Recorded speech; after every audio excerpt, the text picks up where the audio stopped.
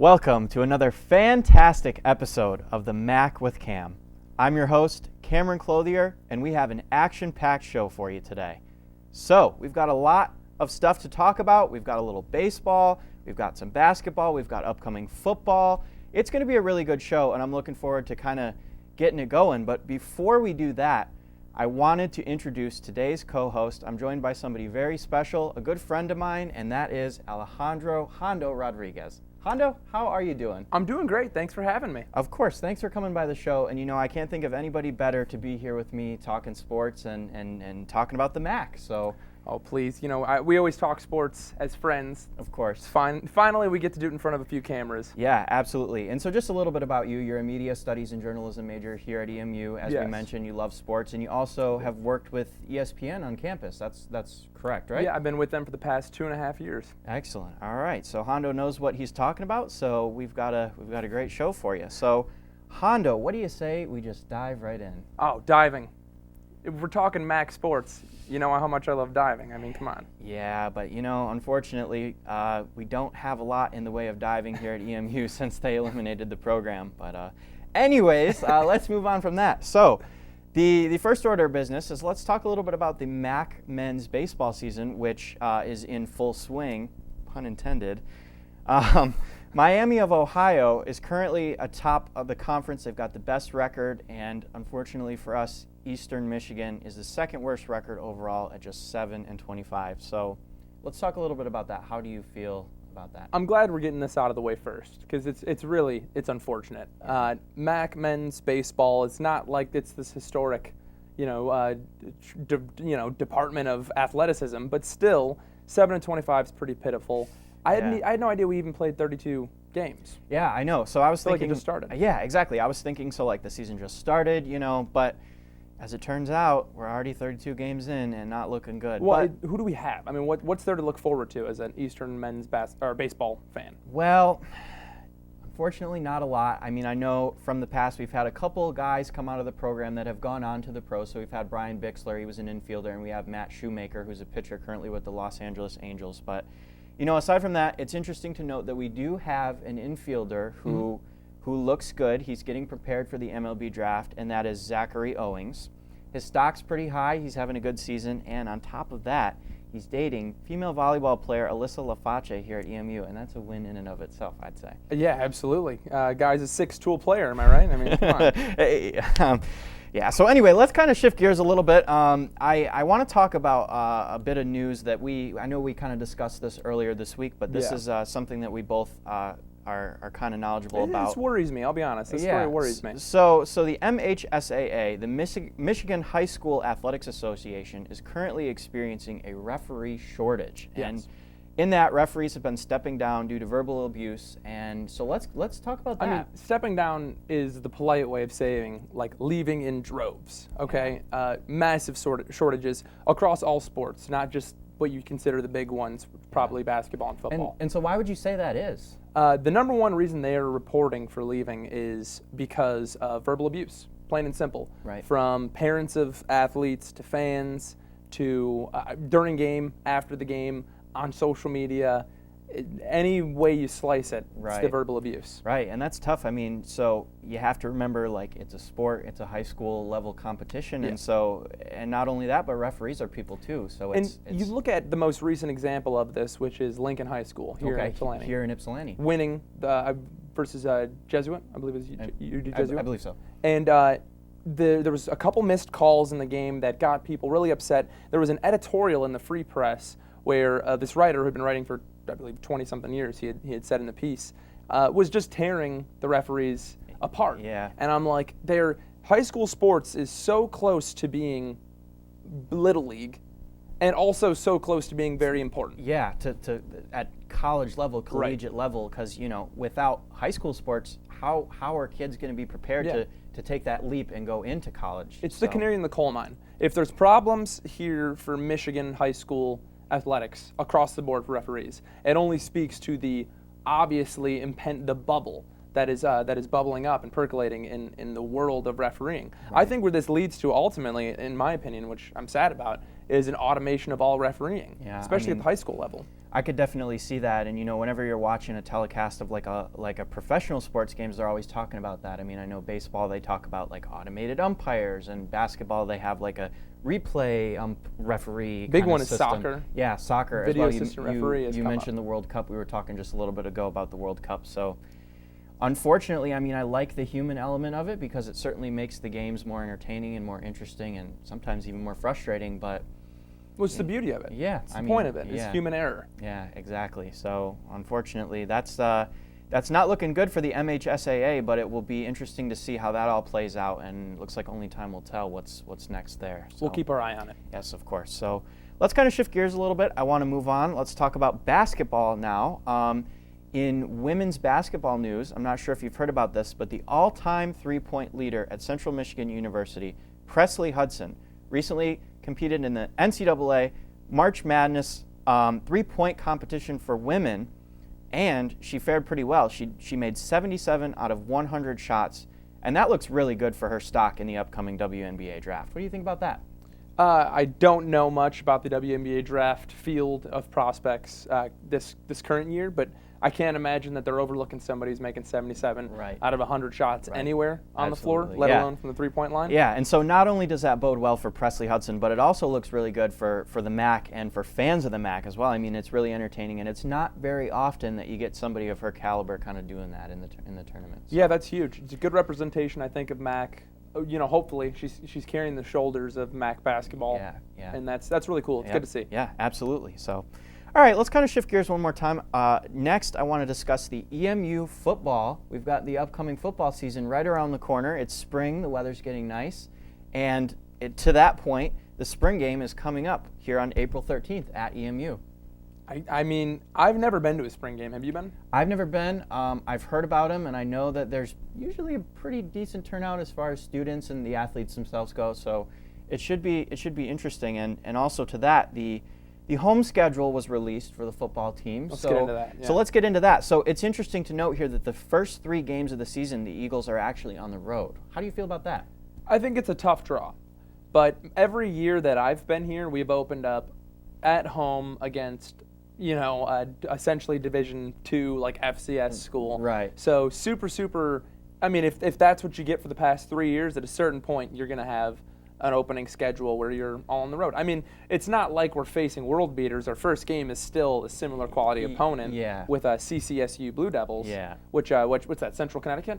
Something like that. Central Connecticut State University. So again, it's not a huge school. It's a similar thing. Yeah, absolutely. And they got a couple other games. We'll get more into that. We're going to take a quick break, and we'll be right back after this. Are you an EMU student interested in getting a first-hand experience working at a radio station?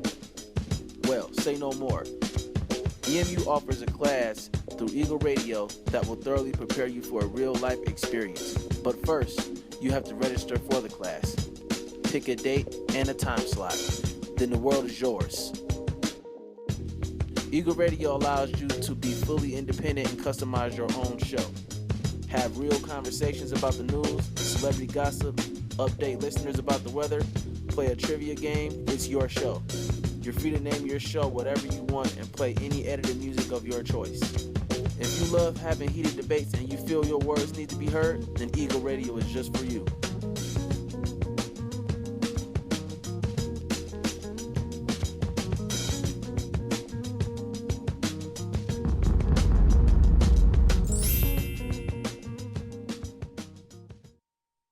So I tried logging into my .emish account and it wouldn't let me in. So I went down to the help desk and they said I had already changed my password. No I didn't. Shortly after that, my apartment was broken into. Yeah, if you put 2 and 2 together, you know where they go. My address.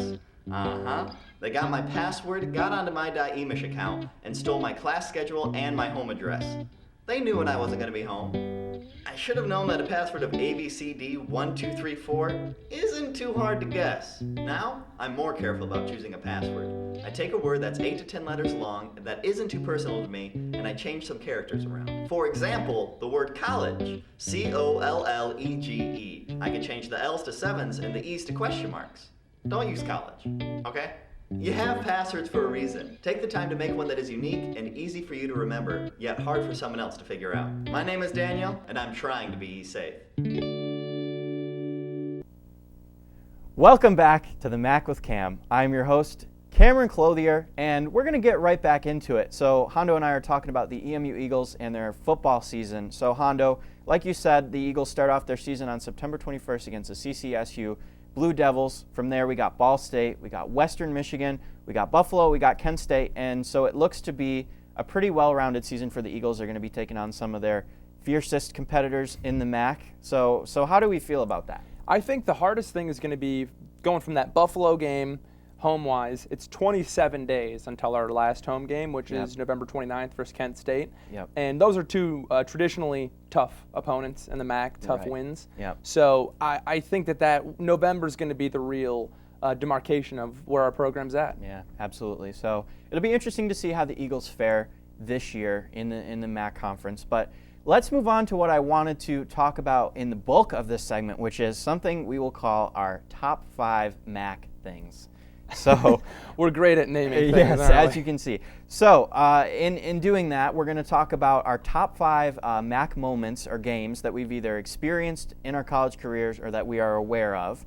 We're going to talk about our top 5 MAC players of all time, and from there we're going to talk about the top 5 athletes in all professional sports named MAC. So let's get right into it.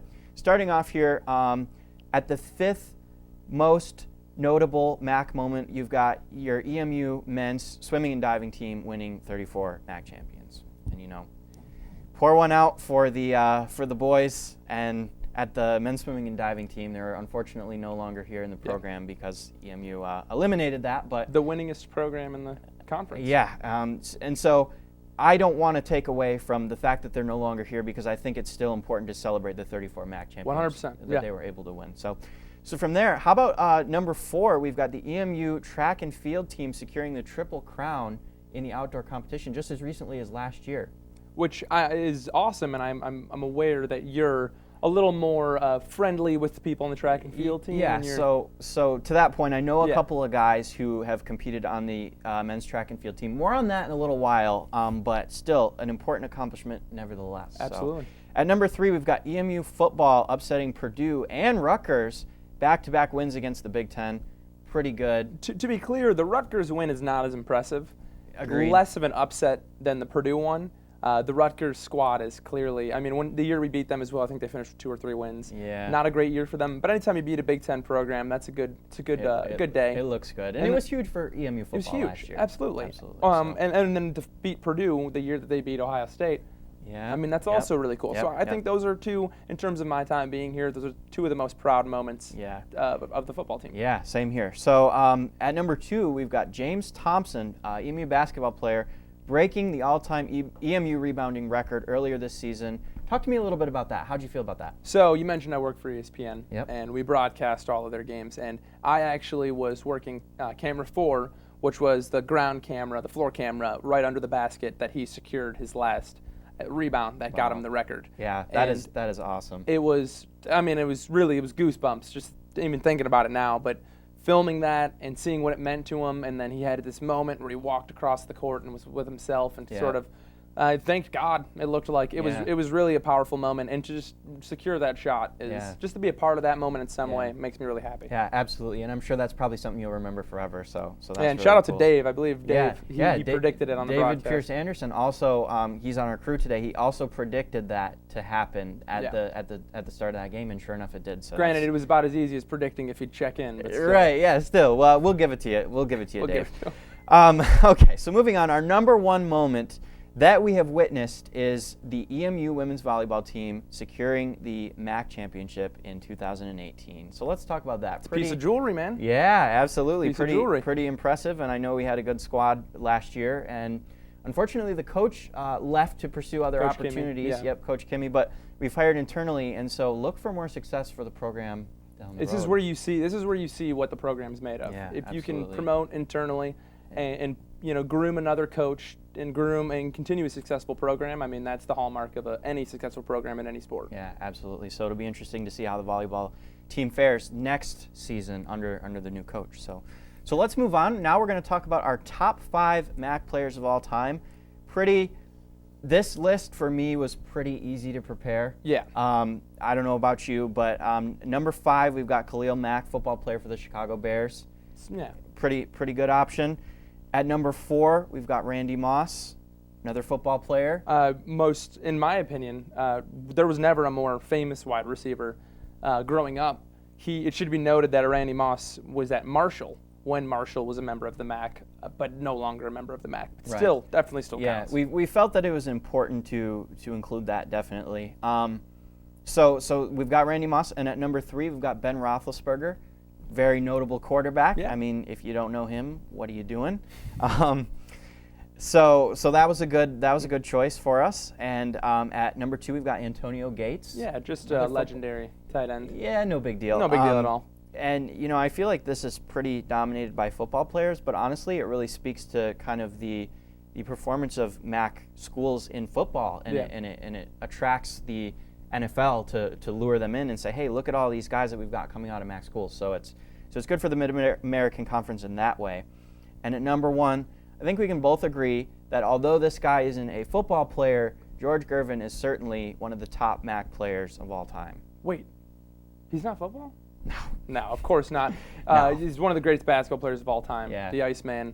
For a while, it was a lot of people in my family's personal favorite basketball player ever because he Yeah. played for the Spurs. Yep. And a lot of my family's from San Antonio. Yeah. He's like, guy's a god. there. He's a legend, absolutely. So, and it's interesting to note too that on our last episode, David Pierce Anderson and I talked about Gervin. We did the bracket segment, and we both sort of unanimously chose him as the number 1 option in that bracket out of the top EMU athletes. So. I mean, and that just to boot the fact that he's he wouldn't have been an Eagle at that time. He would a Huron, but A Huron, yes, but either way, the fact that he's from EMU is incredible. There's some honorable mentions that I do think we should get to. Okay. Earl Boykins. Yep, another- one of the greatest free throw shooters of Yeah, all time top 5. in the NBA. Yep.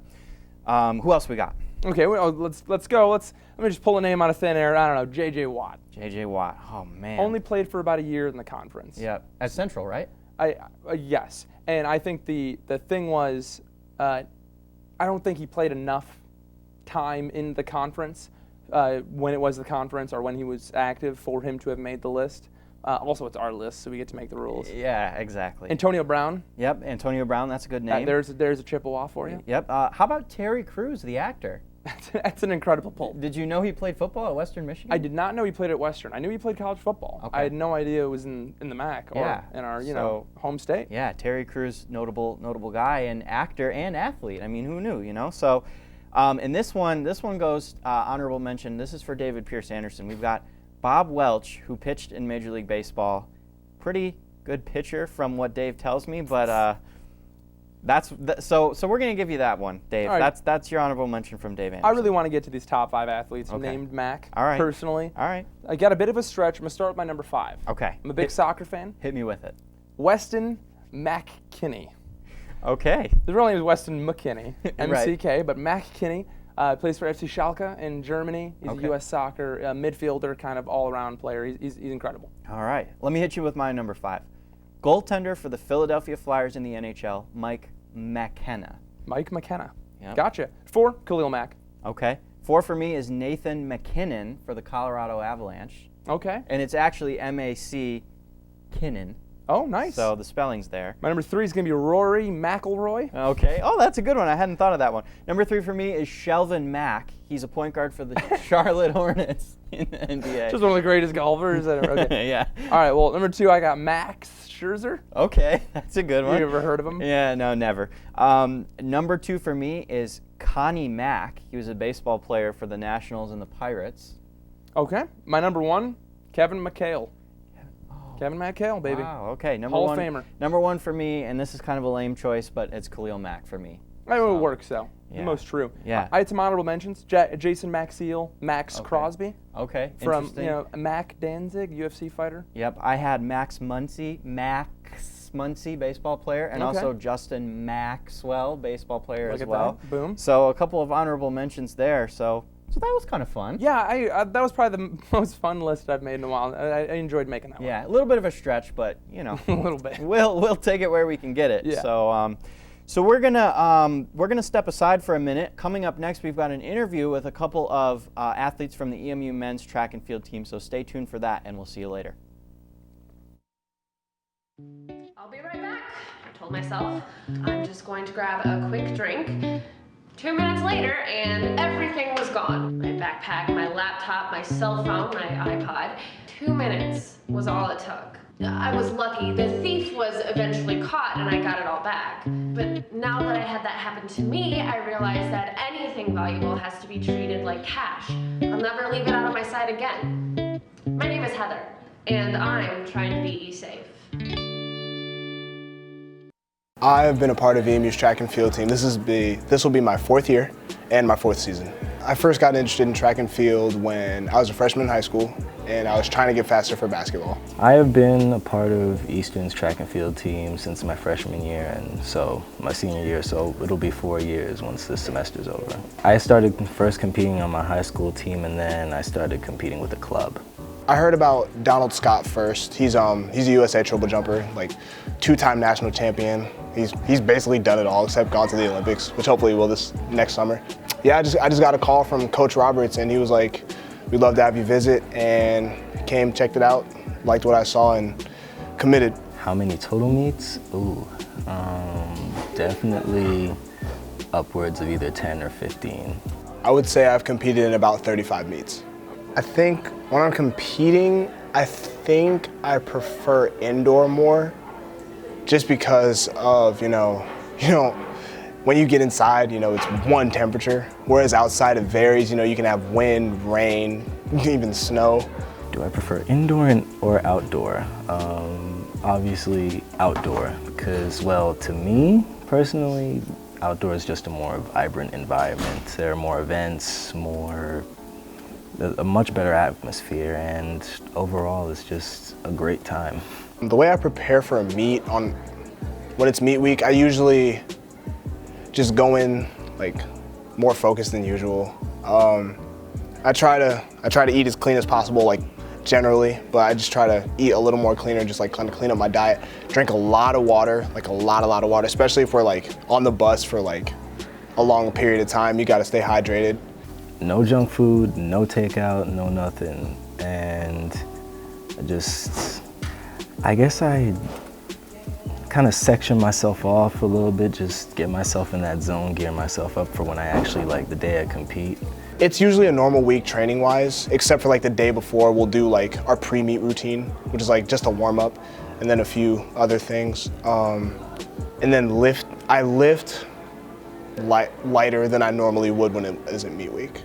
Usually on the day of, I'll make a smoothie or something. If I can't, I'll have some tea at whichever hotel we're staying at. After that, get dressed, put my music in my ears, and go for the gold. My best memory is winning these bad boys right here. This one is for our 2018 Indoor Track and Field Championship, and this is our Outdoor Championship ring. What we did was we won a triple crown, which means we won cross country max, indoor max, and outdoor max.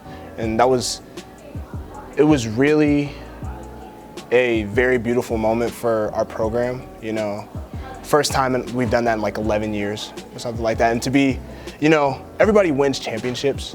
I remember there hasn't been a single class at Eastern in I don't know how long on the track and field team that hasn't won a ring. But this one, the Triple Crown, that's special. Not every team can do that. And for us to be able to say we pulled that off it's really a blessing. And it was a grind, and it really showed that all our hard work really does pay off. One of my best memories is, as a collective, our team winning the indoor and outdoor MAG titles as well as cross country. So we ended up getting the Triple Crown. It was last year. And it was outdoor when one of our teammates who's graduating now, Tyler Brown, when he crossed the finish line, first place, we all looked at each other and we knew we got it. It was one of the more gratifying feelings. Some of my plans and some of my goals are to, this season, hopefully make it to the USA National Championships in either long jump or high jump. It doesn't really matter to me. And, hopefully perform well at that meet and then end my season on hopefully a high note. And then next season, I have another semester of school after this one, so I'm going to be up here and hopefully I can keep training and with my same coach that I've been training with and compete unattached, which is you can like register for a meet, you can pay a meet fee, and then they'll let you compete. And then just keep doing that throughout the course of the season and hopefully qualify for the USA Indoor Championships for indoor season and outdoors for outdoor season. And then just see where that takes me and hopefully make a little money. Obviously, after I graduate, I'm going to be doing more training on my own specifically. I'll still be working around like EMU, but mainly it'll just be on my own, just working to just be a professional athlete. The most rewarding part of being a part of this team is the bond we have. You know, we're all little and big brothers to each other, and you know, we all hang out outside of practice, all that stuff. You know, when you're training for hours on end, day in and day out with the same group of people, you know, we have our different event groups and stuff like that, but we can still all come together and like really just be one big family. Most rewarding part, the travel, the experience, making the connections with like different athletes, amazing athletes, and picking up on the stuff they train on. Sometimes like jumpers like specifically will be like kind of just giving each other feedback when we're on the one way, even in competition. So it's like a competitive setting, but at the same time it's like always a teaching moment, and I love that. My best advice would be to, you know, do what you love event-wise. Listen to your coaches, your strength coaches, and your event coaches, because they know what they're talking about. Regardless of how it may seem, they know what they're talking about. Don't skimp out on the workouts in the weight room, on and off the track. You know, and really, really focus on the little things like stretching after a workout, or eating right, or sleeping right, because those factors all play into how you perform in a meet or even in practice. My best advice for someone who's trying to get into track and field is make sure that it's something you really want to do, because like I said, track and field is not something you can just coast by, and it takes time, effort, dedication, and those aren't things you can just gloss over. They need real time and efforts.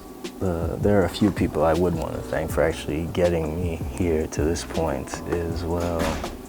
For starters, my mom, always been my #1 supporter.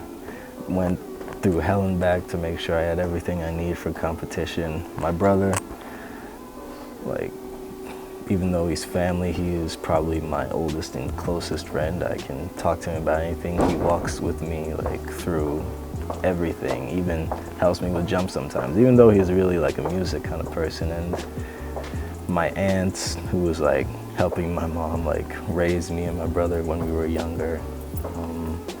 Dad, I mean, he gave the tough love in the family, I'll say that. And then my coaches. To my coaches, if you'll watch this, to everybody on campus, I love you all. Even if I don't know you, I love you. And go Eagles. Well, that's going to do it for this episode of the MAC with Cam. You know, in this show we heard a lot about all the MAC sports, basketball, football, top MAC athletes, a little more, you name it. And unfortunately, I know it's only our second show, but this is going to be our last show ever. I am graduating, and I will not be able to continue the show. Gonna miss you, Cam. Yeah, I know. I'm gonna miss it. It was fun, and I wish that I would have done it a lot sooner. But you know what? It was great to be able to do a couple episodes, and I'm glad that it worked out. So thanks for tuning in. For Hondo Rodriguez and everybody here, that's it, everybody. Cheers, mate.